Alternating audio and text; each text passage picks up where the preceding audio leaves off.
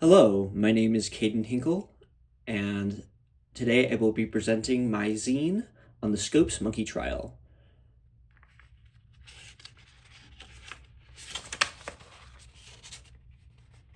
So, the Scopes monkey trial, as it is commonly referred to, brought Dayton, Tennessee, a small town between Chattanooga and Knoxville, into the national spotlight.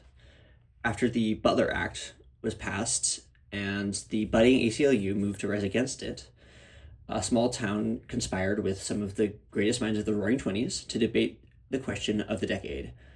Who would dominate American culture, the modernists or the traditionalists?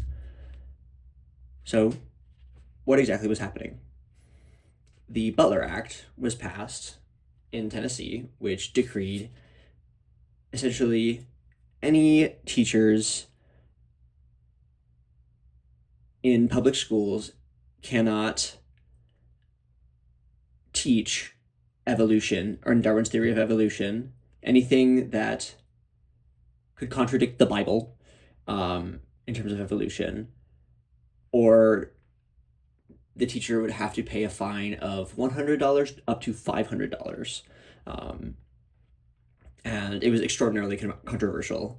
At the time, obviously, the United States was experiencing social and political upheavals with prohibition and the like that were kind of deepening the existing divisions in the nation. Ethnic, racial, gender, regional, and class divisions were growing more and more contentious, and um, there was large swaths of some immigration coming in, and between the women's movement, wealth disparities, and the rise of hate groups, and the rise of eugenics, created kind of unrest and tension that challenged the concept of American democracy and identity, and freedom. Because that's really what's at the center of this case is freedom. That was what separated the modernists who disagreed with prohibition and saw the separation of church and state to be a required freedom that they were ready to keep pushing forward. And yeah. So, after the Butler Act was passed, the newly founded ACLU was looking for a test case to challenge the constitutional legality of the Butler Act. They initially put out a advertisement in the Chattanooga newspaper, offering their services as legal counsel to anyone willing to challenge the new statute. There was a man, George Rapplier,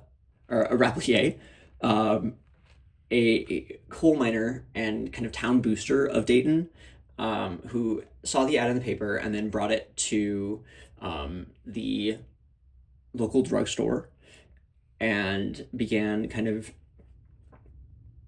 showing it to the other kind of town leaders. And one of them happened to be the head of the school board. And basically what he was pitching to these leaders of the town was, hey, if we host this trial, we can bring business into our town. We can kind of save this town that was dropping in population. It dropped from like 3,000 people to 1,800 people. It was shrinking. So enter John Scopes, a 24-year-old science teacher and football coach. He met with Jules Rapelier and the school board head, and they he agreed that it was impossible to teach biology. He was subbing, actually, as for the biology teacher, and had assigned a reading that was focused on evolution. And so he agreed to take the case, and they charged him. And then, with the help of two of his friends, who were local attorneys, the case was set up. And this was a fun quote that I had found of John Scopes's kind of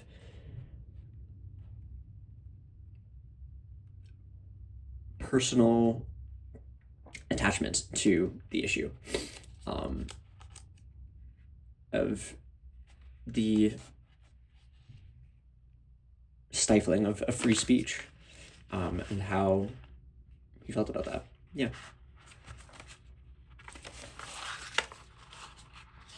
Now, on to our key players. Okay. Here we go. So, first up is William Jennings Bryan. So, William Jennings Bryan was a very kind of public figure, public-facing populist politician who had run for presidential candidate 3 times, and then eventually given that up at the beginning of the 20s to instead focus on kind of leading the charge, leading a crusade against the teachings of Darwin's evolution in schools. He felt that it conflicted with the teachings of Genesis, and that it undermined traditional values.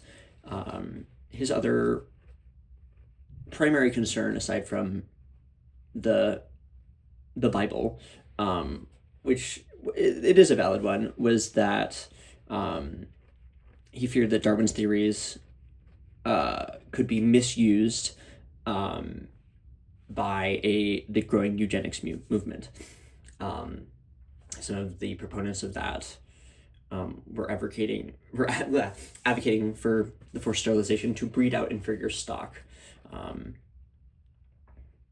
There was a lot of, even in the textbook that Scopes assigned reading from, the passage finished with, on evolution, finished with, and perhaps Caucasians were the highest race of all, I believe.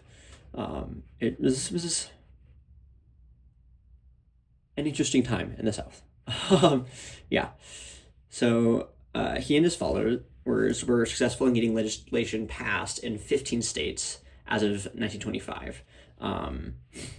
And there was 25 different states that were putting it up. So at the time, over half of the states were considering bills regarding the teaching of evolution in schools. It was highly divisive. Then on the defense side was Clarence Darrow. So he was the leader of the ACU, and he is a notorious and somewhat infamous man. He was well known for representing trade union causes and the underdog, the little guy, in his criminal cases. This included the Leopold and Leb murder trial, the Ozzie and Sweet defense, the Western Federation miners, and many others.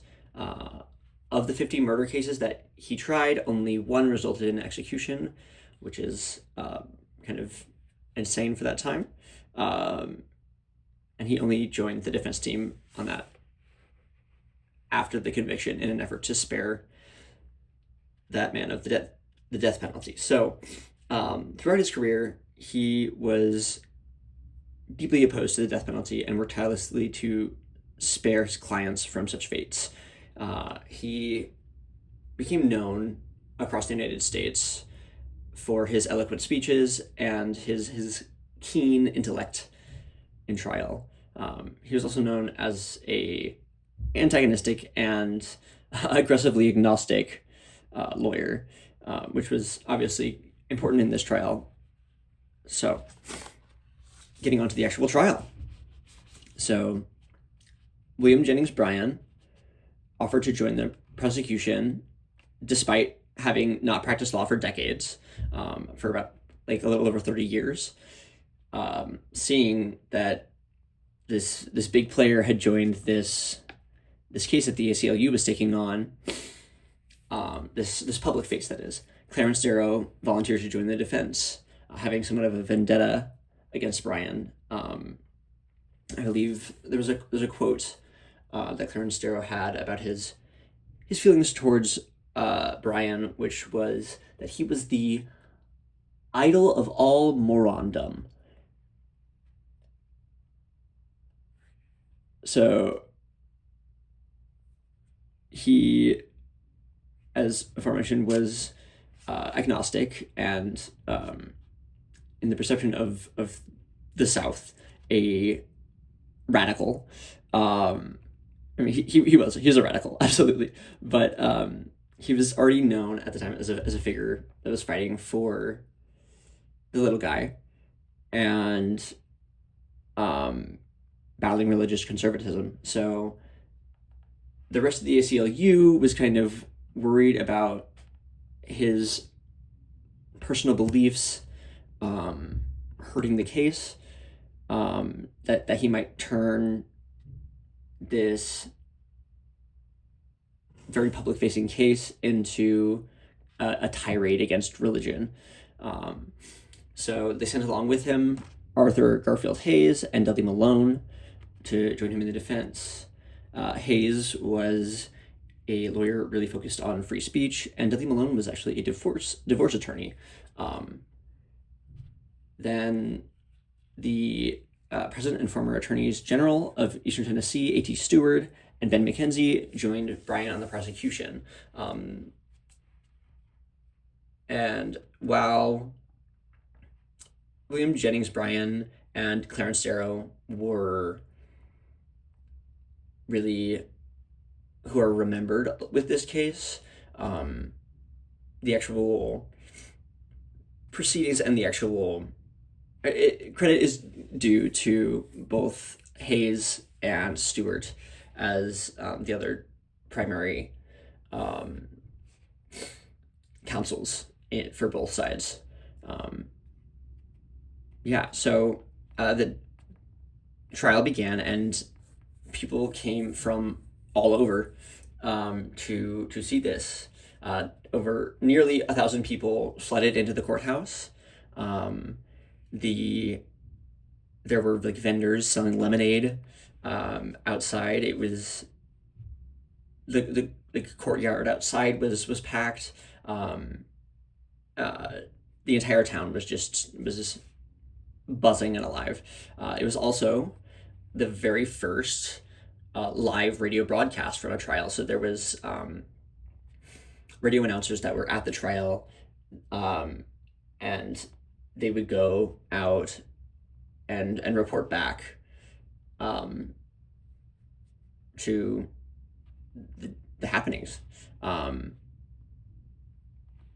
And so people from all over the nation were listening in, were engaged in this trial. So the judge, John Ralston, was a conservative Christian. He started off the proceedings with a prayer. And so normally Clarence Darrow was very extraordinarily picky with his jury selection. But in this particular case, he opted to not go his usual route, or not go at it with his usual intensity. And the jurors were selected on the first day of court proceedings, and that's kind of how they ended. They were just local men, farmers and stuff. And then that was on Friday, and then the following Monday the true proceedings began. So the defense began by filing a motion to stop the indictment on constitutional grounds, and they debated back and forth all day, and Darrow ended with one of his most famous speeches, which was, "If today you can take a thing like evolution and make it a crime to teach in the public schools, tomorrow you can make it a crime to teach it in the private schools, and the next year you can make it a crime to teach it to the hustings or in the church. At the next session, you may ban books and the newspapers. Today it is the public school teachers, tomorrow the private. The next day, the preachers and the lecturers, the magazines, the books, the newspaper. After a while, Your Honor, it is the setting of man against man and creed against creed until with flying banners and beating drums, we are marching backwards to the glorious ages of the 16th century when bigots lighted faggots to burn the men who dared to bring any intelligence and enlightenment and culture to the human mind."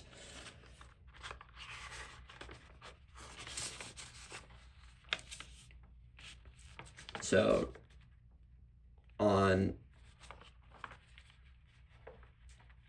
following that speech, following that, the fourth day of the trial, it proceeded on and on with them battling back and forth as to whether or not it was unconstitutional. Ralston rejected the motion. With that, both sides made their opening statements. Bryan essentially said, "If evolution wins, Christianity goes." Darrow said, "Scopus isn't on trial, civilization is on trial," and he blamed Bryan, who was responsible in a lot of ways for pushing for this, what he called, foolish, mischievous, and wicked act.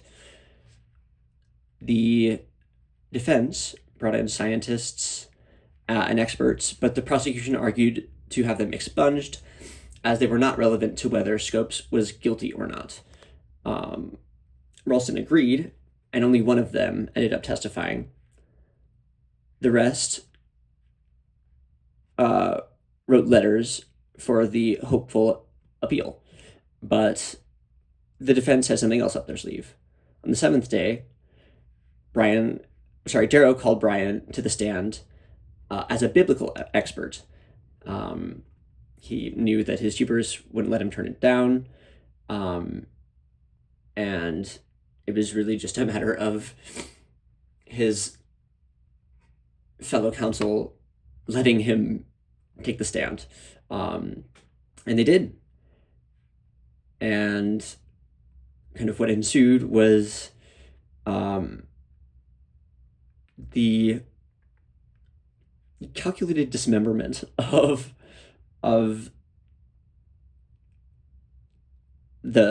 Bryan by Clarence Darrow. As journalists called it, was one of the most fascinating testimonies of all time. He asked him about whether Eve was actually created from Adam's rib, where Cain got his wife, and how many people lived in ancient Egypt.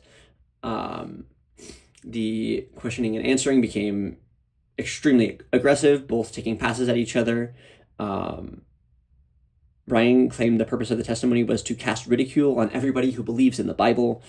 Darrow argued that we have the purpose of preventing bigots and ignoramuses from controlling the education of the United States, which, true. Partway through the session, it had to be moved to the courthouse lawn, just because the room could not handle the amount of people that were observing it, as well as the amount of heat that was already present in Tennessee in July, in corroboration with the fact that there was 1,000+ people trying to pack into this courtroom. And following both the physical heat and the heated debate, Ralston eventually had Brian's testimony expunged from the record. So, at the end of the trial, at the end of the trial, Darrow asked the jury to return a verdict of guilty and made no closing remarks. He did this partially because they needed him to be found guilty to appeal to higher courts and hopefully to take the case to the Supreme Court. But by not making any closing remarks, due to Tennessee law, Brian as well could not make his closing remarks. And he had been working on a speech for weeks and could not make it because Darrow just went without making his closing remarks. So just another little gotcha that he pulled. So after only 9 minutes of deliberation, the whole trial lasted 11 days. After 9 minutes of deliberation, the jury returned and found Scopes guilty. He was fined $100, and although the defense lost the trial, in the actual sense, they really won in terms of the exposure that it gained through the radio, really, and the journalism that ensued the coverage, because the traction that it gained brought attention to it, and it led to of the 50, I think I said 25 earlier, but the 15 states with anti-evolution legislation pending in 1925, only 2 of them actually enacted laws restricting the teaching of Darwin's theory. Meaning that the trial really created meaningful change in the other 13 states. The Tennessee Supreme Court later revised the decision of the actual case, but it was not on the constitutional grounds, which is what the ACLU was going for, because then they could continue to push it up to the Supreme Court. And so they didn't get exactly what they were hoping for, but it did kind of set the grounds for what these kind of church versus state cases would be like, at least in the South, for the foreseeable future. So eventually in 1968, in Epperson versus Arkansas, the court decided that the bans on teaching evolution violated the Establishment Clause of the First Amendment.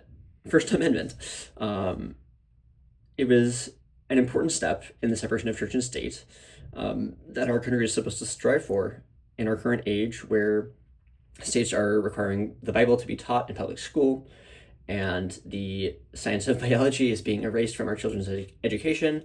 Perhaps now more than ever, it is time to remember the Scopes monkey trial. With that, I have my bibliography, and with that, I would like to say thank you.